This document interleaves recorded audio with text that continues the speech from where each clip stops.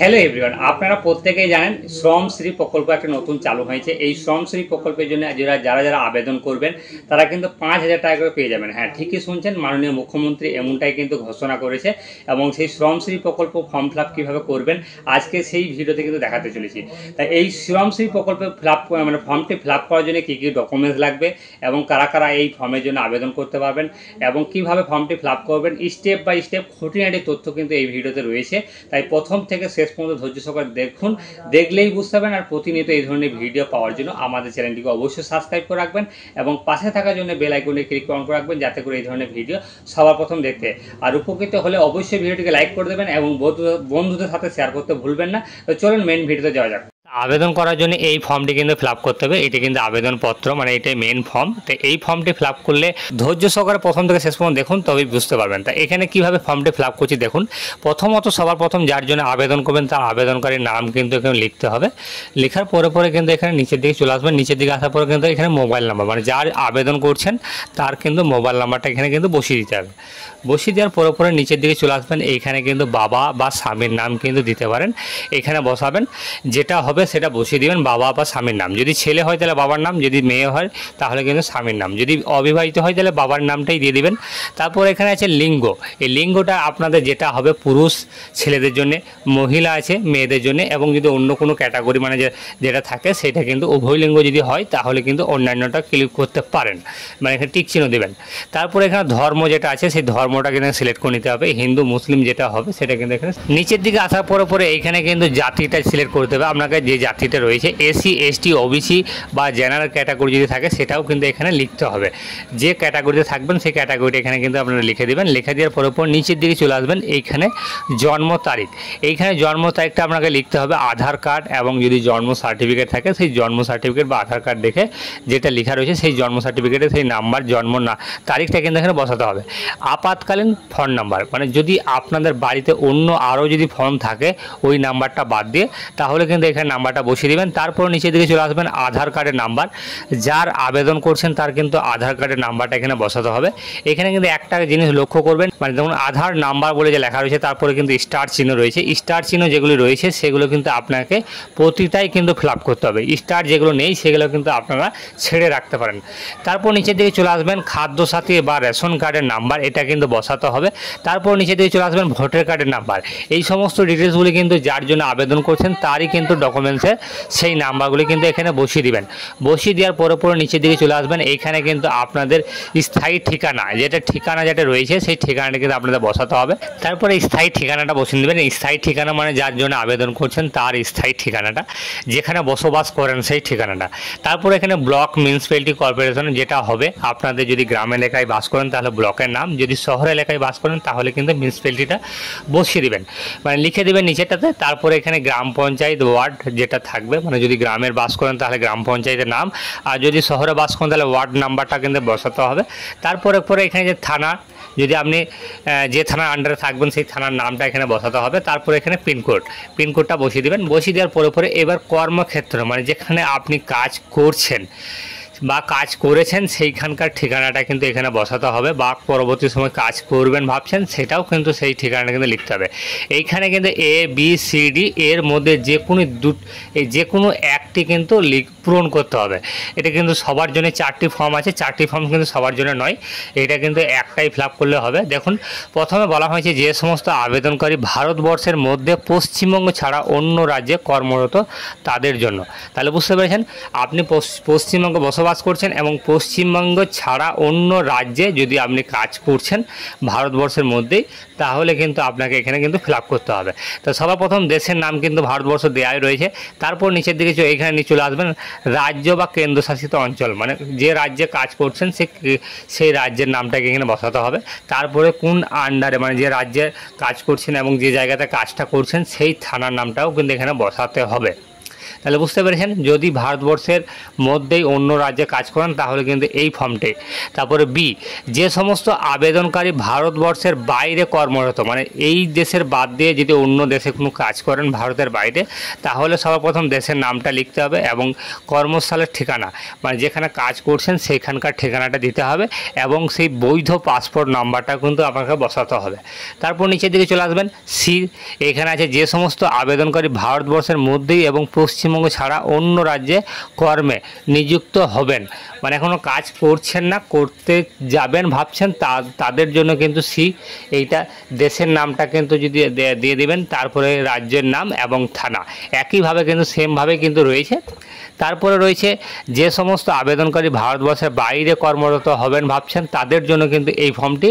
তারপর এবার যেখানে বাইরে কাজে যাবেন ভাবছেন, এই ফর্মটি ফিল আপ করার পরে তাহলে কিন্তু দেখুন দেশের নাম এবং কর্মস্থলের ঠিকানা এবং বৈধ পাসপোর্ট নাম্বার এইগুলো কিন্তু আপনাকে বসাতে হবে। তারপর নিচের দিকে চলে আসবেন, নিচের দিকে আসার পরে রয়েছে এখানে কাজের ধরন, মানে কি কাজের জন্য আপনি বাইরে কাজ করতে যাচ্ছেন বা কাজ করছেন সেই কাজগুলির মধ্যে এখানে কিন্তু আপনাকে দেখুন বিভিন্ন রকম কাজ রয়েছে, কৃষি, তারপর নির্মাণ কাজ, রাজমিস্ত্রি, ছুতর, ইলেকট্রিশিয়ান, তারপরে প্লাইমার, তারপরে বস্ত্রশিল্প, স্বাস্থ্য পরিষেবা, আতিথ্য সংক্রান্ত পরিষেবা এবং অলংকার শিল্প এবং বিভিন্ন রকম যে শিল্পগুলি রয়েছে বা বিভিন্ন কাজে যে নিযুক্ত রয়েছেন সেই সমস্ত কাজের নামটা কিন্তু এখানে লিখতে হবে।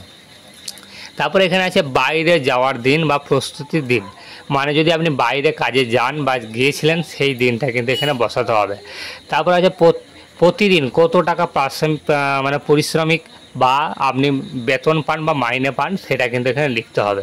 তারপর আছে 5 নম্বরে রয়েছে স্বনিযুক্ত বা এজেন্ট যদি থাকেন, স্বনিযুক্ত বা এজেন্ট এবং এজেন্ট ছাড়া অন্য ব্যক্তির দ্বারা নিযুক্ত, তাহলে কিন্তু আপনাকে এখানে লিখতে হবে। যদি এজেন্ট বা অপর ব্যক্তির নাম, মানে যার আন্ডারে কাজ করতে গিয়েছেন বা যার আন্ডারে কাজ করছেন তার নাম কিন্তু এখানে বসাতে হবে।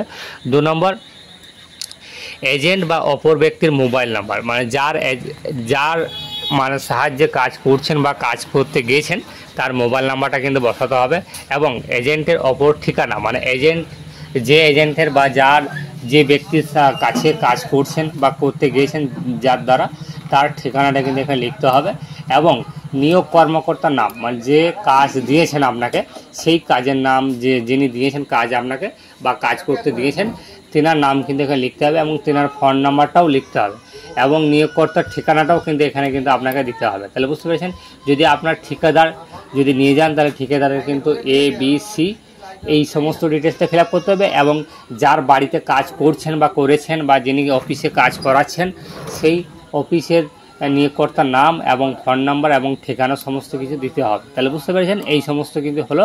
তারপর নিচের দিকে চলে আসবেন 6 নম্বরে, এইখানে কিন্তু আপনাদের ব্যাংকের ডিটেলসটা কিন্তু আপনাকে ফিল আপ করতে হবে। সেই যে ব্যাংকের অ্যাকাউন্টে দিবেন সেটা কিন্তু পশ্চিমবঙ্গের কিন্তু অ্যাকাউন্ট হতে হবে, সেই বইটি যেন পশ্চিমবঙ্গের অ্যাকাউন্ট হয়, বাইরের কোনো রাজ্যের কিন্তু অ্যাকাউন্ট বই যাতে না হয় সেটা কিন্তু দেবেন না। যদি পশ্চিমবঙ্গের অ্যাকাউন্ট হয় তাহলে কিন্তু দেবেন। তাহলে সবার প্রথম কী করবেন, ব্যাংকের নাম, যে ব্যাংকের অ্যাকাউন্ট করেছেন সেই ব্যাংকের নামটা দিবেন, তারপরে আছে ব্রাঞ্চের নাম, তারপরে অ্যাকাউন্ট নাম্বার, তারপরে IFSC কোড, এই 4টি আপনারা ফিল আপ করে দেবেন। ফিল আপ করে দেওয়ার পরে নিচের দিকে চলে আসবেন 7 নম্বরে, এখানে আছে মনোনয়ন সংক্রান্ত তথ্য, এখানে মনোনয়িত ব্যক্তির নাম, এখানে যিনি কাজ দিয়েছেন আপনাকে, যিনি কাজ দিয়েছেন তিনার নামটা লিখতে হবে। তারপরে এখানে মোবাইল নাম্বার, তারপরে এখানে আছে সম্পর্ক, মানে যিনি কাজ দিয়েছেন তার সাথে যদি কোনো রকম নিজেদের মধ্যে আত্মীয় স্বজন হয় তাহলে সেই সম্পর্কটা লিখতে হবে এবং ব্যক্তির আধার নাম্বার, মানে যিনি কাজ দিয়েছেন তিনার আধার নাম্বারটাও কিন্তু এখানে দিতে হবে। তারপরে 8 নম্বরে চলে আসবেন আবেদনকারীর রেশন বা খাদ্যসাথী কার্ডের বিবরণ। তো এইখানে তাহলে বুঝতে পেরেছেন, এখানে রেশন কার্ডের বিবরণটি কিন্তু 8 নম্বরে দিতে হচ্ছে। আপনাকে সবার প্রথম রেশন কার্ডটি যেটা রয়েছে সেই রেশন কার্ডটি কোন ক্যাটাগরিতে রয়েছে সেই ক্যাটাগরিটা কিন্তু আপনাকে প্রথমে সিলেক্ট করতে হবে। তারপর রেশন কার্ডে যে নাম্বারটা রয়েছে সেই রেশন কার্ডের নাম্বারটা দ্বিতীয় লাইনে কিন্তু দিয়ে দিতে হবে। তারপর 9 নম্বর লাইন যে ফর্মটি রয়েছে, 9 নম্বরের মধ্যে যেটি রয়েছে আপনার পরিবার যদি আছে তাহলে হ্যাঁ বলে লিখতে হবে পাশে, যদি না থাকে তাহলে এই ফর্মটি মানে এই ঘরটা ফিল আপ করার দরকার নেই। যদি থাকে তাহলে হ্যাঁ লিখবেন, হ্যাঁ লেখার পরে নিচের দিকে চলে আসবেন। এইখানে পরিবারের সদস্যের নাম মানে কজন রয়েছে এবং তাদের নাম, যদি আপনাদের ছেলে মেয়ে থাকে বা স্বামী স্ত্রী থাকে তাহলে কিন্তু তাদের নামগুলি লিখতে হবে। এবং এইখানে লিঙ্গ মানে আপনি যারা বাড়িতে রয়েছে তাদের ছেলে বা মেয়ে যেটা হবে সেটা কিন্তু এখানে সিলেক্ট করতে হবে এবং তাদের বয়সটাও লিখতে হবে এবং তাদের প্রত্যেকেরই আধার কার্ডের নাম্বার এবং সম্পর্ক, যদি ছেলে থাকে তাহলে ছেলে লিখতে হবে, যদি স্বামী স্ত্রী বা যাই হবে বা বাবা মা যদি থাকে সেগুলো কিন্তু এখানে লিখতে হবে। লেখার পরে নিচের দিকে চলে আসবেন, নিচের দিকে আসার পরে এখানে রয়েছে আবেদনপত্রের সাথে নিম্নলিখিত পত্রের সাথে যে জেরক্সগুলি দিবেন সেগুলি হলো, সর্বপ্রথম যদি বাইরে কাজ সর্বপ্রথম একটা পাসপোর্ট সাইজ কিন্তু ছবি আপনাকে দিতে হচ্ছে, তারপরে রয়েছে আধার কার্ডের নাম্বার, তারপরে রয়েছে ব্যাংকের পাসবুক, তারপরে রয়েছে 4 নম্বরে রয়েছে আবেদনপত্র সহ